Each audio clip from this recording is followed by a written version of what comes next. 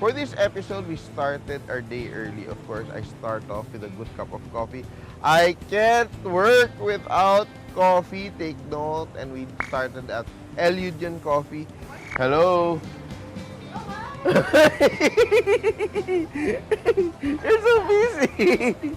You know, I was one of their first customers and they're still here. And I'm back again. And I've been friends with the couple behind El Union Coffee. And I actually cooked for their wedding. They're small business owners and they moved to La Union many moons ago. And they were one of the first who set up shop here in La Union. I love their coffee. They really promote locally grown and locally sourced produce, their coffee, their milk, and whatnot. The beautiful thing about La Union is that there are a lot of what we call dayo, mga out-of-towners who've decided to start their lives in La Union and make it their home. La Union has one of the longest beachfronts. It goes along the way, and here you can walk the entire shoreline, enjoy the surf, enjoy the waves, swim anywhere you want. But further up, you would see a lot of establishments, and this area where El Union is, it's really like a hub of different kinds of concepts. If you're venturing out to La Union, though it seems far, it seems provincial, but if you're looking for comfort food, the comfort food you desire if you live in the city, you would find it here. Good coffee is something that's really like essential for a lot of people, and you have it here.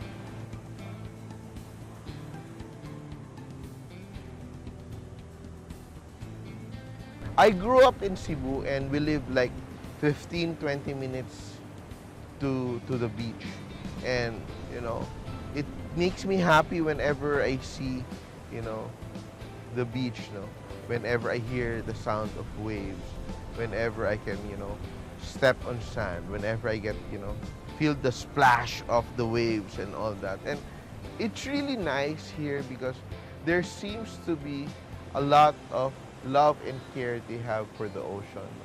So if you walk around, even early morning, the beachfront is clean.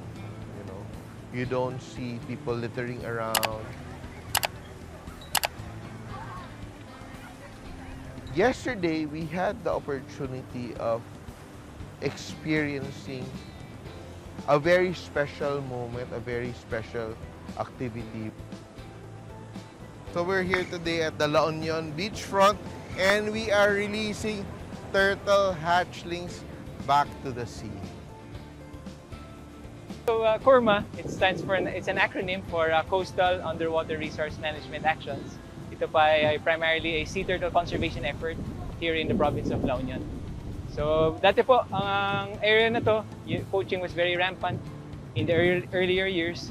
Pero because of the community coming together, we were able to eradicate poaching in the province, and ang nagawa natin is to turn yung mga dating poacher into the protectors of yung ating pawikan. Ito po ngayon ay a province-wide effort to make La Union a pawikan-friendly province. 5, 4, 3, 2, 1. Woo! It was sort of magical and spiritual. They were released from their enclosure and made to walk from the shore until they were eaten up by the wave. No! Bye! Bye! In nature, you have to just let it run its course and let nature be itself. And that was a beautiful thing I saw and a beautiful insight I realized. This olive ridley, and it's an endangered species already. And this one, probably like 3.5 feet long. Fisherman found it and it was, injured.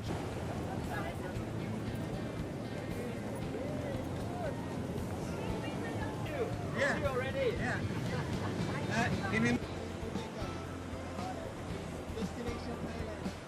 it's really nice that people are here, they congregate here in La Union to be part of a community, to be part of a new family, and they have learned to protect it. They have learned to love it. They have learned to take care of it. So we released a rehab na pawikan. So itong specific na turtle, nahuli siya accidentally ng isang fishing net. And so she had to be rehabilitated. Pero today po, nakabalik sila sa dagat. So here, we are blessed. Today, we had the sunset, we had the surf, and we had the sea turtles. This is like what we call the best of La Union. So when you guys come to La Union, this is something you guys can look forward to. And let's also be aware na it's also a sea turtle area. So let's be aware as far as yung mga trash natin, and let's be more environmentally friendly.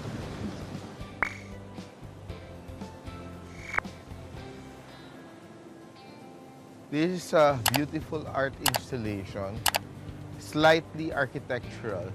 It's like a 3-story structure made with found and recycled materials, water bottles, bamboo, and you have a nice view of the sea.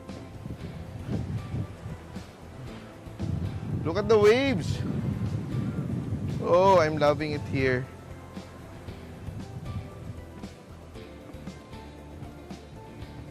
Woo! Ganda! Hello! This is the end of it all.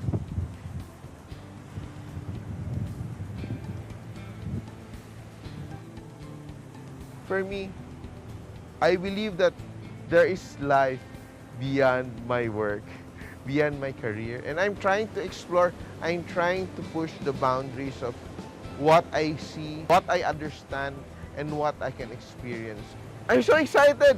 I hope you join me for our next episodes because, we will not only be tasting, not only will we be traveling, not only will we be having fun, but we will also be reflecting and savoring life. And that's what we are here to do. We are here to live and enjoy more flavorful escapes.